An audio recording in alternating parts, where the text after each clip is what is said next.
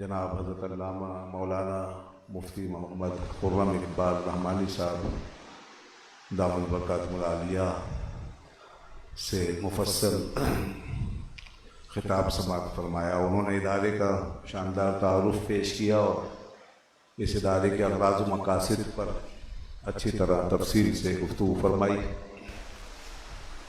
यकीनन जो कुछ उन्होंने इरशाद फरमाया और जो माहौल आपके और मेरे पेश नज़र है, इन सारी चीज़ों को देखते हुए हम एक ऐसी तवक्को रख सकते हैं कि इंशाअल्लाह आज नहीं तो कल, कल नहीं तो परसों ये इदारा जामिया सलीम आले सुन्नत व जमात की एक मुनफरिद खिदमत अंजाम देने में कामयाब होगा। और यहाँ से उम्मीद है कि इंशाअल्लाह ऐसे उलमा और दीनी स्कॉलर तैयार होंगे और ऐसे मुफक्किर पैदा होंगे कि जो आगे आज के दौर की ज़रूरियात को पेश नज़र रख कर आने वाली नई नस्लों को उनके जहन के मुताबिक दीन पहुँचा सकेंगे और दीन इस्लाम की कोई नुमाया और अच्छी और उम्दा खिदमत अंजाम दे सकें। इस वक्त ज़रूरत इस बात की है कि बदलती हुई तब्दीलियों के इस माहौल में हम आज के जहन के मुताबिक आज के दौर को समझने वाले उलमा और मुफक्किर पैदा करें जो जहनी और फ़िक्री सतह के लिहाज से इतने बुलंद हों कि उनके अंदर अपनी कदीम रिवायत का जो ताल्लुक़ है वो उनके मन में पूरी शिद्दत के साथ बसा हुआ हो बेशक, और अपने असलाफ की मोहब्बत का जज्बा भी उनमें पूरी तरह रूह की तरह कार फरमा हो, लेकिन उनका जहन और उनकी फ़िक्र वो मौजूदा माहौल के साथ चलने के काबिल, और बातिन और ज़ाहिर का ये कॉम्बिनेशन और ये रिश्ता बहुत ज़रूरी है।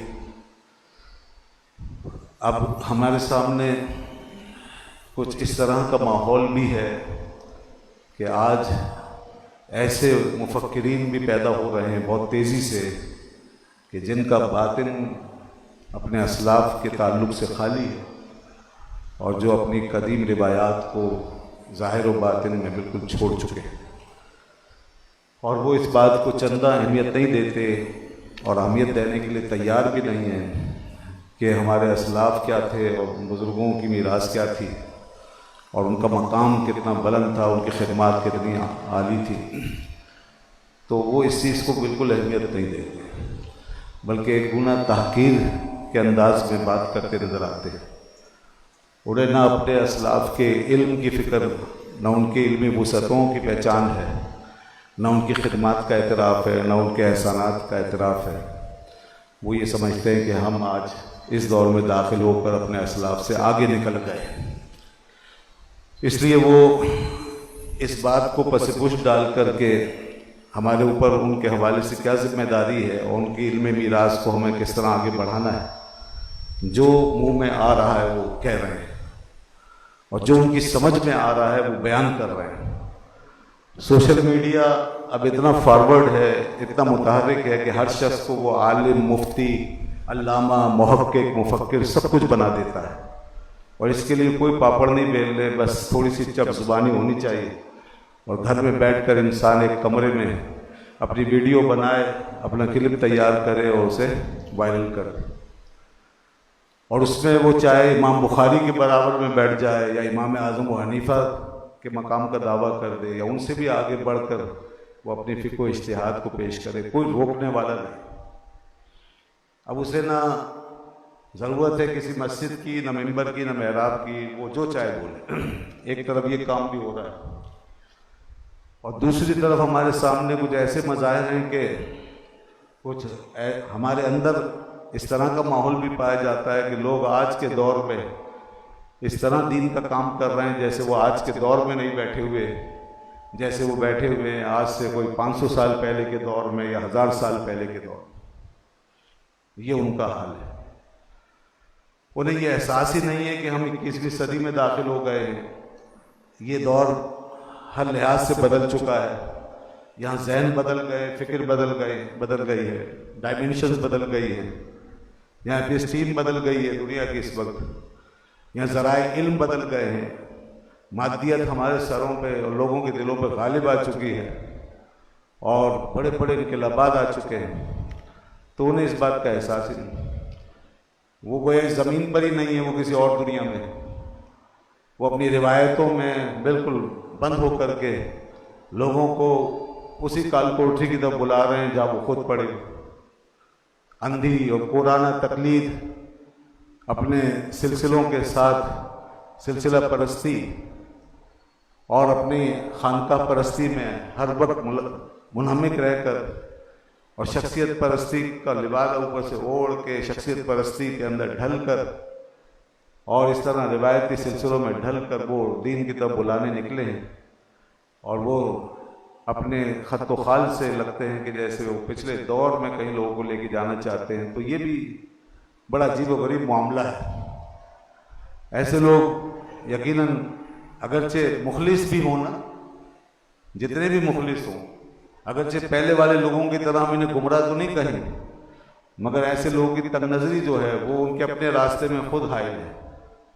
इनको किसी और को ज़रूरत नहीं है कि वो इनको रोके या इनके रास्ते पर रोड़े अटका। ये खुद अपने तरीक़ेकार, अपनी फ़िक्र, अपनी बातों की वजह से अपने ही जाल में उलझे रहेंगे और ज़माने के लिए काबिल कबूल नहीं बन सकेंगे। तो हम देखते हैं कि वो हमेशा 100 आदमी, 200 आदमी, 500 आदमी लेके घूमते हैं। एक स्टेट, एक लेवल उनका होता है, वो उसी के अंदर वो हमेशा बंद रहते हैं। वो कभी पढ़े लिखे जहनों को अपील नहीं कर सकते, वो पढ़ी लिखी सोसाइटियों में दाखिल नहीं हो सकते, वो आज के पढ़े लिखे साइंटिफिक जहन के लिए कोई अट्रैक्शन नहीं रखते। तो ऐसे लोग एक गैप में रहते हैं, हमेशा एक फासले में रहते हैं।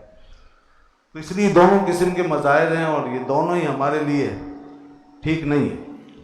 पहले वाली मिसाल तो दीन से भटका देने वाली है, जो नौआमोज़ मुफक्किरों की, अपने असलाफ पर तान करने वालों की, वो तो गुमराह और दीन से दूर ले जाने वाले। और दूसरी वाली मिसाल जो है वो दीन के अंदर एक छोटा सा खाना बना के उसमें बंद हो जाने वालों की मिसाल। हमें इन दोनों से बचकर एक ऐसी तरबियत करनी है और ऐसे इदारे हमने बनाने हैं जिसमें कि इस तरह के उलमा और स्कॉलर तैयार हों कि जो, जैसे मैंने शुरू में कहा था, कि वो अपने मन में तो असलाफ से पूरा ताल्लुक़ और वाबस्तगी रखें, मगर अपने ज़ाहिर में वो तमाम जदीद उलूम से भी आरास्ता हो।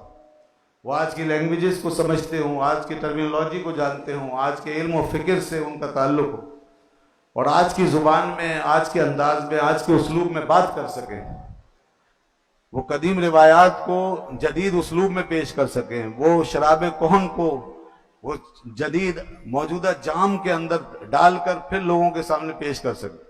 शराब वही होगी, पुरानी शराब कोहन, मगर जाम उनके हाथ में नया होना चाहिए।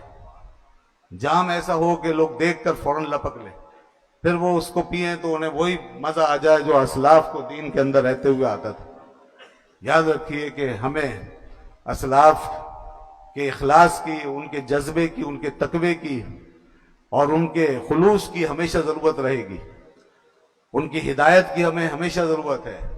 उनका जो कदम उठा था वो राह रास्त पर उठा था, वो उन्होंने हमेशा सिरात मुस्तकीम पर गामजन होकर काम किया। हमें उनसे ये सीखना होगा कि वो सिरात मुस्तकीम पर किस तरह गामजन रहे। हजरत अब्दुल्लाह इब्न मसूद रज़ी अल्लाह, उन्होंने ये बात फरमाई थी कि मन अरादा यस्तन्ना, कि जो ये चाहता है कि वो जो सुन्नत पर अमल करे और सुन्नत को अपनाए, तो फलियस्तन्ना बिमन कद मात, तो उसे चाहिए कि जो हम में से फौत हो गया, यानी सहाबा की बात कर रहे हैं और साहबी रसूल कह रहे हैं, तो उसे चाहिए जो हम में से फौत हो गया है वो उसके दामन को थाम ले। तो एक हाथ में हमारे असलाफ का दामन होना चाहिए, उनकी मोहब्बत होनी चाहिए, और दूसरे हाथ में हमारे आज के दौर के हालात होने चाहिए, आज बदलती हुई तब्दीलियों पर हमारी नजर होनी चाहिए। ये दोनों चीजें साथ होनी चाहिए। अब यह है कि इस हवाले से जितनी जिम्मेदारी हम पर आयद हो चुकी है वो शायद पहले से ज्यादा डबल हो गई है। पहले सिर्फ एक ही दौर को सामने रखकर इंसान चलता था, और चलता चला जाता था, कोई रेजिस्टेंस नहीं होती थी, मुजामत नहीं। आज हमें सारे अदवार को सामने रखना है, पिछले को भी और मौजूदा को भी और जमाने की तब्दीलियों को, और फिर हमें चलना है। पहले दुनिया की कुव्वत और ताकत हमारे हाथ में थी, हम गालिब थे, और अल्लाह का दीन इस तरह गालिब था, छाया हुआ था कि पूरी दुनिया पे मुसलमानों की हुक्मरानी का सिक्का राइज था। तमाम तहजीबें, तमाम दुनिया की सकाफतें मगलूब थी। आज सिर्फ मुसलमान मगलूब है, बाकी सब गालिब है। आज ये सूरत हाल है कि मुसलमान मगलूब है और बाकी दुनिया की सारी ताकतें गालिब हैं। आज एक छोटी सी कौम हिंदू, जो चंद लाख चंद करोड़ अफराद पे मुश्तमिल कौम है और जिनका एक ही मरकज है हिंदुस्तान, वो पूरे एशिया पर छाया हुआ है। और इस एशिया में पाए जाने वाले इतने बेशुमार ममालिक की मईशत, इकनॉमी, उनकी पावर उसके बराबर नहीं।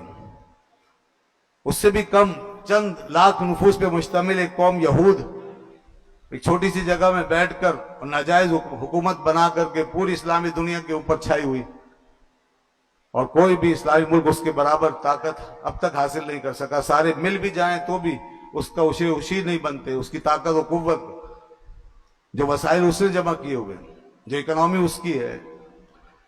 तो अब इस वक्त ये नक्शा हमें क्या बता रहा है कि मुसलमान मगलूब हो गया है। लिहाजा जब दीगर अक़वाम गालिब हैं तो रेजिस्टेंस बढ़ गई। मीडिया उनके पास है, एजुकेशन उनके पास है, आजकल के जराए इब्लाग सारे उनके पास हैं, असलहा उनके पास है, बैंकिंग का सिस्टम उनके कब्जे में है, मईशत के सारे खजाने उनके कब्जे में हैं, दौलत उनके पास है, हुकूमत उनके पास है। पूरी दुनिया में इनके असरात फैले हुए हैं। अमेरिका जैसे मुल्क को ये लोग मजबूर कर देते हैं अपने आगे, दुनिया की सियासत इनके गिर्द घूमने लगती है। तो अब ये वो कौमें जो दुनिया में हम पर गालिब आ गई, तो लाजिमी तौर पर फिर वो अपनी तहजीब, अपनी सकाफत के साथ हम पर हमला आवर है, हमारे दीन को बदनाम करने में पेश है। 1000 साल दुश्मनी निकालने की ख्वाहिश वो अब पूरी कर रहे हैं, और जितनी कामयाबी से अब वो ये ख्वाहिश पूरी कर रहे हैं, इससे पहले हमारे असलाफ ने उन्हें मौका नहीं दिया था। उन्होंने ये अलगार करके और हमले करके और हमारे ऊपर कब्जे करके अब अपनी ख्वाहिशें पूरी करनी शुरू की, और वो लावा फट रहा है जो उनके अंदर अब तक पक रहा था, वो जहर निकाला जा रहा है जो अब तक उनकी रगों में दौड़ रहा था खून बनकर। लिहाजा यही वजह है, एक छोटी सी कोई मिसाल उन्हें मिल जाए दीनी इदारों के खिलाफ, मजहब के खिलाफ, मजहबी लोगों के खिलाफ, दाढ़ी रखने वालों के खिलाफ, पगड़ी बांधने वालों के खिलाफ, तो इतना शोर मचता है पूरी दुनिया में कि हमें उस जैसा प्रोपेगेंडा किसी और सतह पे नजर नहीं आता। और वहां पता चलता है कि उनका ये फैलाया हुआ जाल कहां कहां असरअंदाज हो रहा है। हमारे अंदर कौन कौन लोग हैं जो उनके इस कॉज पर काम कर रहे हैं और उनके मिशन पे गामजन है। ये छुपे हुए लोग हैं मीडिया में, एजुकेशन में, मुख्तलिफ इदारों में, शोबों में। ये आपका साथ नहीं देंगे, इनसे तवक्को ना रखें। ये बिके हुए लोग हैं। अब सिर्फ और सिर्फ एक ही काम हो सकता है ऐसे गए गुजरे हालात में, मगलूबियत के इस दौर में, कि आप अपनी सफों को मजबूत करें, अपने अंदर ज्यादा से ज्यादा हुस्न, जमाल और कमाल पैदा करें, खूबी और रानाई और दिलकशी पैदा करें, अट्रैक्शन पैदा करें। और ये अट्रैक्शन भी दिखावे का ना हो, नारों का ना हो, दावों का ना हो। हमारे यहाँ एक तबका वो है जिसने ये समझ लिया कि बड़ी बड़ी डिग्रियां दिखा के हम दुनिया को तस्खीर कर लेंगे। एक तबका वो है जो हम बड़े बड़े नाम और अलकाब जब लोगों को सुनाएंगे तो शायद पूरी दुनिया हमारे आकर पैरों में पड़ जाएगी। एक तबका वो है जो ये समझता है कि हमारे पास इतनी दौलत और पैसा है कि हम बस इसको लगाएंगे, खर्च करेंगे, उसके जरिए से पूरी दुनिया के दिल जीत लेंगे। नहीं दोस्तों, अब ये खुशबू जो है कागज के फूलों से नहीं आएगी, और हकीकत जो है वो बनावट के उसूलों से नहीं छुप सकती। इसलिए हमें इन मसनूई खोलों से बाहर निकलना होगा। ये ठीक है, हमें वसाइल की जरूरत है, हमें शानदार इमारतों की जरूरत है, हमें बेहतरीन किस्म के जगह चाहिए, पुरसुकून माहौल चाहिए, और हमें साफ सुथरा और डिसिप्लिन वाला माहौल चाहिए। ये ठीक है, आज के दौर के मुताबिक तलबा को जब देखा जाए तो नजर आए कि हाँ तलबा हैं, उलमा पे नजर पड़े तो हाँ नजर आए कि उलमा है। लेकिन याद रखना, सिर्फ दिखावे के उलमा ना रह जाएं, फिर जुब्बे और चोगे वाले उलमा ना रह जाएं, बड़ी बड़ी दस्तारों वाले उलमा ना रह जाएं। अगर दस्तारें बड़ी बांधें तो उनके अंदर अकल भी बड़ी डालें। कहीं ऐसा ना हो कि वो एक शायर के मुताबिक कि दस्तार तो बदली है मगर सर नहीं बदला, हैं लफ्ज नए उनके मगर सोच पुरानी है। दस्तार तो बदली है मगर सर नहीं बदला। तो इनको राजी और गजाली के जाम पिलाइए, इनको शेख सादी और रूमी की हिकमत सिखाइए, इनको आला हजरत फाजिल बरेलवी के उलूम व फनून की सैर कराइए। इनको बताइए कि इनके असलाफ क्या थे और किन वुसअतों में रहते थे, उनके दिमाग कितने आली थे। वो अपने छोटे छोटे हुजरों में बैठ के पूरी दुनिया की खबर रखते थे, ये सिखाइए। आज उलमा में अगर चार कोनों में फैल जाने का शौक हो और हुजरे में बैठकर मेहनत करने का ज़र्फ और जज्बा ना हो तो समझ लें कि हालात अच्छे नहीं। ऐसे उलमा किसी काम के नहीं। वो जो बाहर से फैलना चाहते हो और अपने आप को हर जगह दिखवाना चाहते हो कि हर दीवार पे छपे हुए नजर आए, सोशल मीडिया पे बार बार उनके जलवे दिखाई दें और हर जगह उनका ऐलान हो, लेकिन उनको इस बात की फिक्र ना हो कि उनका इल्म महदूद हो रहा है, उनका मुताल्ला कम से कम हो रहा है, तो ऐसे उलमा से खैर की तवक्को नहीं है। ये नुमाइशी उलमा है। ऐसे उलमा जितने चाहो, बल्कि जाहिलों को भी पगड़ियां पहना पहना के बिठा दो तो अच्छी खासी नुमाइश हो सकती है और दुनिया को पता चल सकता है इतने सर जमा हुए थे। मगर सरों के साथ हमें दिमाग भी जमा करने हैं, हमें दिलों के साथ फिक्र भी इकट्ठी करनी है, हमें जाहिरी फैलाव के साथ बातनी वुसअतें भी चाहिए, हमें इल्म की गहराइयां भी चाहिए, हमें बड़े बड़े मिशनों पे काम करना है। क्या आज मुफ्ती सिर्फ इस ऐसी शख्सियत को कहते हैं कि जो बाहरी शरीयत के 4 हिस्से रट कर मीडिया पे बैठ जाए और नमाज और रोजे के मसाइल बयान करे और 1-2 लाख उसके व्यूवर्स बन जाएं तो मुफ्ती हो गया? इसको मुफ्ती कहते हैं क्या? मुहक्किक इसका नाम है कि वो वुजू की दुआएं याद कराए, खाने की सुन्नतें बताए और इफ्तार की दुआ वो रोजा खोलने से पहले हो या बाद में हो और सहरी की नियत ऐसे हो या वैसे हो? ये मुहक्किक होते? क्या मुहक्किकों का ये काम है? क्या आला हज़रत फाजिल बरेलवी ने यही लिखा था? तो सोचना चाहिए हम कहां हैं, किन मुगालतों में पड़े हुए हैं और किन उस्तादों के हाथों से तरबियत पा रहे हैं। उस्तादों का जहन वसी होना चाहिए, मदरसों का विजन जो है बहुत आला होना चाहिए। हमें दुनिया को मुसख्खर करना है, हमें जहनों को मुसख्खर करना है। हमारे पास वसाइल नहीं है, अब हमारे पास यही मानवी दौलत है, इसी से हमें काम करना है और इसके जरिए से हम जहनों में जा सकते हैं, दिलों में जा सकते हैं। बेशक अब सर दूसरों के कब्जे में है, उस पर हमारा कोई बस नहीं, खजाने दूसरों के कब्जे में है, उन पर हमारा कोई बस नहीं, लेकिन जहनों को और फिक्र को और दिलों को मुसख्खर करने के लिए अल्लाह ने आपको बेहतरीन हालात से नवाजा है। वो है आपका मुताला, वो है आपकी मेहनत, वो है आपके असलाफ के साथ आपका ताल्लुक, आपका जज्बा। इकबाल ने सारी फिक्र पढ़ के मगरिब और मशरिक खंगालने के बाद यही कहा था ना, अता असलाफ का जज्बे दरू कर, शरीके जुमरा इलाही हजनू कर, खिरत की गुत्थियां सुलझा चुका मैं, मेरे मौला मुझे साहिब जुनू कर। हमें इस रविश पे आगे बढ़ना होगा, हमें जहनों को सामने रखना होगा, अपने जहनों को वुसअत देनी होगी। आज बहुत थोड़े थोड़े सरमाए पर इक्तिफा किया जा रहा है, जाहिरी बनाओ सिंगार पे इक्तिफा किया जा रहा है और जिसके साथ ये जाहिरी वजह कता नहीं है, हम समझते हैं कि ये कुछ भी नहीं है, इसकी कोई हैसियत नहीं है। इसलिए मैं अपने बच्चों से कहता हूं, हमारा ये हाल है कि अगर कल 500 साल पुराने बुजुर्ग, 1000 साल पुराने बुजुर्ग अपनी कब्रों मजारों से उठकर हमारे सामने आ जाएं तो हम उनको पहचानने से भी कासिर हैं। ना उनको आलिम माने, ना मुहक्किक, ना कोई बुजुर्ग माने, ना अल्लाह का वली। इसलिए कि हमें आलिमों के लिए का भी एक खोल चाहिए और सूफियों का भी एक खोल चाहिए। जब तक उस खोल में, यूनिफॉर्म में कोई नहीं मिलेगा, हम उसको आलिम और सूफी मान ही नहीं सकते। तो अकल के दाखुल लें और अपनी कौम को समझाएं। उलमा को कम से कम ऐसी तरबियत मिलनी चाहिए कि वो हकीकत पर रहें। उलमा मसनूइयत का शिकार हो जाएं, बनावट के असीर हो जाएं और दिखावे से काम चलाएं तो फिर समझ ले कुछ नहीं बचता, फिर पूरी कौम ने गुमराह हो जाना है। इसलिए 2-4 मसले रट करके आलिम बनने की कोशिश ना करें। 4-4 साल, 5-5 साल, 6-6 साल कोर्स करके फखर ना करें। आप 8 साल 10 साल पढ़ के भी शर्मिंदगी इख्तियार करें, शर्मिंदा हों और आपके जबीन से, पेशानी से शर्मिंदगी के कतरे टपके जब आप फारिग हो कि हमने असलाफ के मुकाबले में कुछ नहीं किया, हमें कुछ नहीं आया अभी। और जितना कुछ पढ़ लें, आपके हाथ में मदरसा एक चाबी देता है। उलूम व फनून के खजाने तो भरे पड़े हैं, वो तो समंदरों की तरह हैं। लोगों ने इल्म की मंजिलों को तय करने के लिए खाने पीने में भी वक्त सर्फ नहीं किया, रोटी के निवाले पानी में घोल घोल के पी लिए कि इतना वक्त नहीं है जिंदगी में कि इल्म की मंजिलें तय हो सके। इमाम शाफी रहमतुल्लाह अलैह फरमाते थे, जो ये दावा करे कि मुझे मुकम्मल अरबी आती है वो झूठा है। कोई शख्स ये नहीं कह सकता मैं पूरी अरबी सीख गया। आज ये हाल है हमारा कि चंद किताबों पर इक्तिफा किए हुए मुताला छोड़ा हुआ है। मैं कहता हूं हमारे अंदर मुताले की रमक पैदा कीजिए।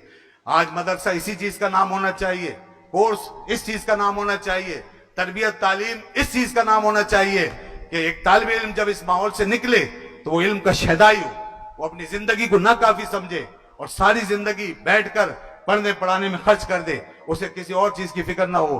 अगर हमने ऐसे जहन बना दिए तो मदरसे ने अपना काम दिखा दिया और अपना फर्ज पूरा कर दिया।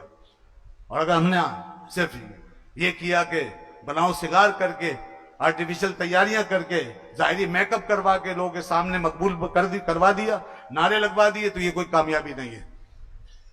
इल्म के मैदानों में जब उतरोगे और जब शेरों से मुकाबला होगा तो कागज के शेर नहीं चलेंगे। मौलाना रूम रहमतुल्लाह ने फरमाया था, अपनी तलवार लोहे की बना, लकड़ी की तलवार मैदान में फेल हो जाएगी। ये जो लकड़ी की तलवार है तो लोगों को दिखा तो सकता है मगर मैदान में ले जाके लड़ नहीं सकता। लड़ने के लिए लोहे की तलवार चाहिए। इसलिए मैं इन तलबा को नसीहत करूंगा और यहाँ बैठने वाले तमाम हजरात अवाम अहले सुन्नत उनके सामने ये मेयार पेश करना चाहूंगा कि हकीकत शनास बनिए और ये तलबा मुताले की दुनिया में दाखिल हों, पढ़ें, मेहनत करें, हकीकी आलिम बने और अपने इल्म को हमेशा कम देखें, अपने आप को प्यासा समझे, हमेशा प्यासा समझे और हमेशा तलब व जुस्तजू में रहें। जैसा कि अल्लाह के महबूब ने फरमाया कि माँ की गोद से लेकर कब्र की गोद तक इंसान हमेशा पढ़ता रहे, सीखता रहे, तालिब इल्म बना रहे। तलबुल इल्म मिनल महद इलल्लाह, ये है इल्म का मामला। तो इल्म इस तरह अपनाओ कि इल्म आपकी शख्सियत को तब्दील कर दे और आप अपने दीन और मसलक के लिए एक ऐसी पहचान बने कि आपके जरिए से दीन और मसलक का मेयार बुलंद हो, रिवायात का मेयार बुलंद हो, माहौल का मेयार बुलंद हो। आलिम वो है जो मेयार को बुलंद करे, आलिम वो नहीं होता जो मेयार गिरा दे और घटा दे। आलिम की बोलचाल मेयार बनाती है, आलिम की तकरीर मेयार बनाती है, आलिम का खुतबा मेयार बनाता है। आज हम किस किस्म की तकरीर सुन रहे हैं जिसमें जाहिलानों घटिया जुबानों पे नारे लगा रहे हैं। हम अबे और तबे के साथ गुफ्तगू हो रही है, हम नारे लगा रहे हैं, वाह वाह सुभान अल्लाह कर रहे हैं। स्टेजों पे गालियां दी जाती हैं और हम वाह वाह सुभान अल्लाह करते हैं। हम समझते हैं हमने जो जहनी खोल बनाया दुनिया इसी का नाम है। दुनिया बहुत बड़ी है, जाके लोगों से पूछें कि वो क्या राय रखते हैं हमारे बारे में। इसलिए अपनी जुबान को, तहजीब को, कल्चर को, हर चीज को हमें अदब सिखाना होगा। हमें आज के जहन के मुताबिक, अपने असलाफ के विरसे के मुताबिक अपने आप को ढालना होगा।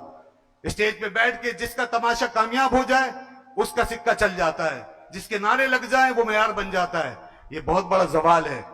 इल्मी मेयार अपनाइए और अपने असलाफ का जिनका नाम लेते, जिनके नारे लगाते हो, जिनकी नियाजें करके हम अपने आप को मुस्तफीज करते हैं और जिनके नाम से अपने आप को बुलंद करते हैं, उनका किरदार, मेयार, अखलाक भी अपनाइए। जरा देखिए उनकी बातें उठा करके कितनी संजीदगी से उन्होंने काम किया। आज तो ऐसा लगता है जैसे बाज लोगों की बातें सुन के ठट्टा मजाक हो रहा है, हंसी मजाक हो रहा है और जैसे हम किसी और ही दुनिया में चले गए हैं। एक जमाने में मुफ्ती अहमद यार खान साहब नईमी रहमतुल्लाह अलैह लिखा था, अब जलसों का हाल ये है, अब ये कितनी पुरानी बात है और अब क्या हो गया होगा। वो फरमाते हैं जलसों का हाल ये है कि लोग जब जलसा सुन के आते हैं तो ऐसा लगता है थिएटर से आ रहे हैं, कोई हंसी मजाक का थिएटर लगा हुआ है। ये हालात है। तो इसलिए अपने आप को संभालिए और यूं बहने ना दीजिए और अपने अकाबिर, अब जो पहले के अकाबिर थे उन तक तो हम पहुंचने से बहुत कासिर हैं, लेकिन मैं कहता हूं आज के अकाबिर भी जो आपके सामने अगर उनका दामन भी थाम ले तो गनीमत है। अल्लाह ताला हमारे हाल पे रहम फरमाए। व आखिरु दावाना अल्हम्दुलिल्लाह रब्बिल आलमीन।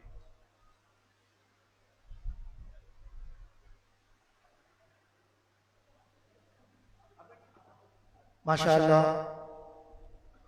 मोहतरम जामिया अनवारुल कुरान जनाब डॉक्टर रिजवान अहमद नक्शबंदी साहब अपने ख्यालात का इजहार फरमा रहे थे। इसी दौरान मेहमान गिरामी में खासी तादाद का इजाफा हुआ। मोहतरम जामिया नदरतुल उलूम मुफ्ती इलियास रज़वी साहब तशरीफ़ लेकर आए। इसके अलावा दीगर मोहम्मद अमीन नईमी साहब, मोहम्मद अकरम हुसैन साहब, मुफ्ती साजिद रजा अमजदी साहब, जहांगीर बदर मदनी साहब, मुफ्ती नईमुर रहमान साहब, मुफ्ती गुलाम रशीद बारवी साहब, अब्दुल वहीद अतारी साहब, मोहम्मद ताहिर रज़वी साहब, एजाज अहमद रहमानी साहब, मुफ्ती मोहम्मद आरिफ सईदी साहब, मुफ्ती मोहम्मद अख्तर बारवी साहब, लईक नूरी साहब, हाजी रिहान साहब, अल्लामा रज़ाउल मुस्तफ़ा और दीगर तमाम ही मुअज़्ज़िज़ मेहमानान गिरामी को मैं खुश आमदीद कहता हूँ। और अब मैं इज़हार ख्याल के लिए दावत देने लगा हूँ मोहतमिम दारुल उलूम जामिया अहमदिया जनाब साहबजादा रेहान अमजदी साहब को कि आप